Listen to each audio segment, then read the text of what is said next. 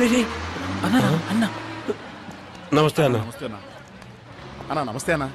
మనకొట్టే అన్న కొంచెం టీ తాగిల్లనా, అలా పట్టించుకోకుండా పోతే ఎలానా? రే అనుకోటి ఈరా అన్నా, నేను నీ మనిషినన్నా. అన్నా ఏమైనా డబ్బు అవసరం అయితే చెప్పనా, పంపిస్తాను.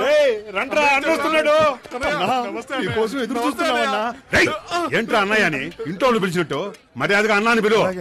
నువ్వు పదన్నా అన్నా, నువ్వు పదా. నీకెందుకు భయం, నేనున్నాను కదా. ఎవరికైనా ధైర్యం ఉంటే టచ్ చేసి చూడండి రా, చించేస్తాను.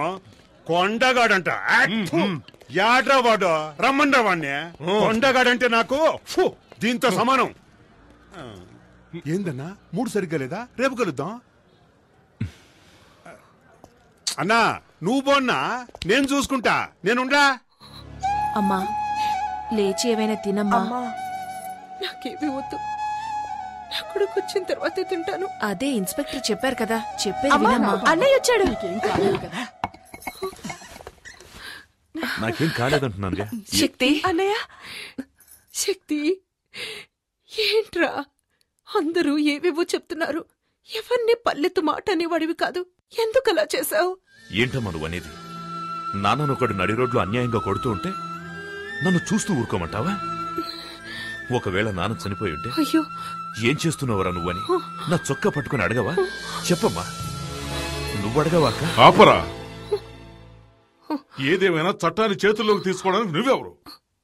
నీ కళ్ళ ముందు జరిగినా సరే క్రిమినల్స్ తో పోరాడుతూ చచ్చిపోవచ్చు. అది నా డ్యూటీ. అది మీ డ్యూటీ కావచ్చు నాన్న, కానీ నేను చేసింది కొడుగ్గా నా డ్యూటీ. నువ్వు పద నాయనా.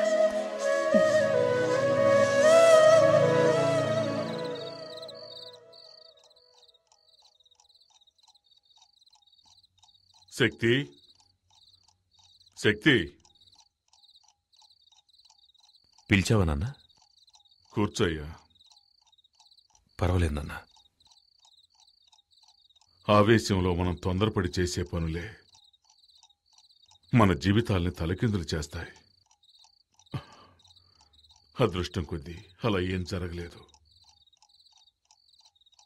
జరిగిందేదో జరిగింది, అంతా మర్చిపోదాం. నా మీద కోపం అన్నా? లేదు నాన్న. సరే వెళ్ళి పడుకోయ్యా.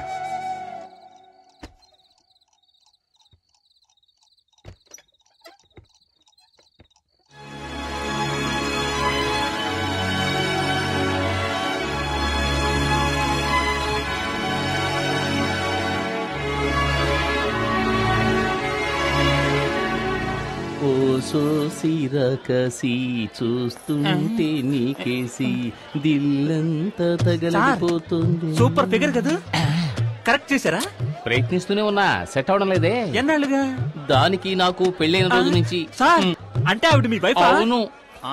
ఏమండి ఇలా రండి. ఏంటి అక్కడేం చేస్తున్నారు? ఎక్కడికి వచ్చినా నోటి అందుకే దూల తీర్చుకుంటున్నాను. సరే సరే, వంకాయలు ఎంతమ్మా? ఎవడ్రా నాకు అడ్డం వచ్చేది? మార్కెట్ రౌడీలంటే వీళ్ళేనా? వీళ్ళ మామూలు మార్కెట్ ఎప్పుడు తగ్గదనుకుంటాను. అయ్యో అయ్యో, నేను కాదు. నమస్కారం అన్నా. ఏంటి నువ్వు నన్ను అన్నా అంటున్నావు? శక్తి అన్న బావ కూడా మాకు అన్నే కదన్నా. ఓ, ట్రాక్ అలా వెళుతోందా?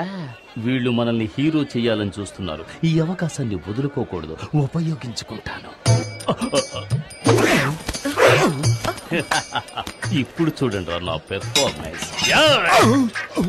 ఏంట్రా వదిన ఎంతసేపు వెయిటింగ్ లో ఉండాలిరా? వదిన కావాల్సిన తీసేయండి.